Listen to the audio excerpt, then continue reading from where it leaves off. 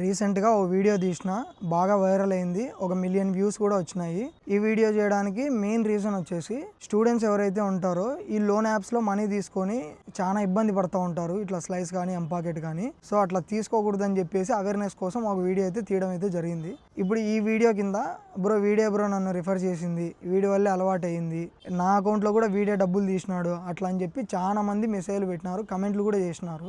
ఇదంతా పక్కన పెడితే ఇంకొక బ్యాచ్ ఉంది, బ్రో చాలా ఇబ్బంది అవుతుంది బ్రో, ఒక 50 రూపీస్ ఫోన్పే చేయి బ్రో ప్లీజ్ బ్రో అని. ఒక 2000 3000 కష్టం అవుతుంది బ్రో, ఆ డ్యూ డేట్ ఏమో దగ్గర పడింది, డబ్బులేమో అవసరం అవుతా ఉంది, ఇంట్లో అయితే అడగలేమో అది ఇది అని చెప్పేసి నన్ను అయితే అడుగుతూ ఉన్నారు. ఫస్ట్ విషయం వచ్చేసి నేను ఇట్లాంటితే ఎంకరేజ్ చేయను.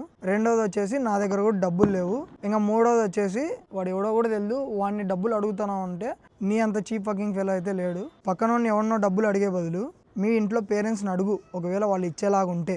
లేదంటే ఒక 1 మంత్ పార్ట్ టైం జాబ్ చేయి, ఒక 5-6K అయితే ఈజీగా వస్తాయి. దాంతో నువ్వు ఏదైతే లోన్ తీసుకున్నావో అది రీపే చేయి. దీనివల్ల ఏమవుతుందంటే నువ్వు మళ్ళీ రెండోసారి ఆ తప్పు అయితే చేయవు. సో మీ ఫ్రెండ్స్ కూడా ఎవరైనా ఉంటే షేర్ చేయండి, ఎవడైతే మీకు రిఫర్ చేశాడో వానికి కూడా ఈ వీడియో షేర్ చేయండి.